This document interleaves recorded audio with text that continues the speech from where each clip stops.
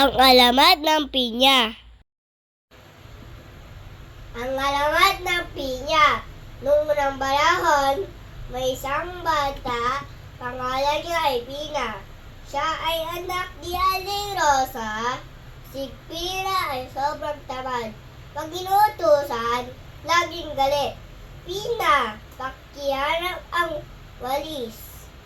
Nanay, hindi ko pa makita. Hanapin niyo na lang po.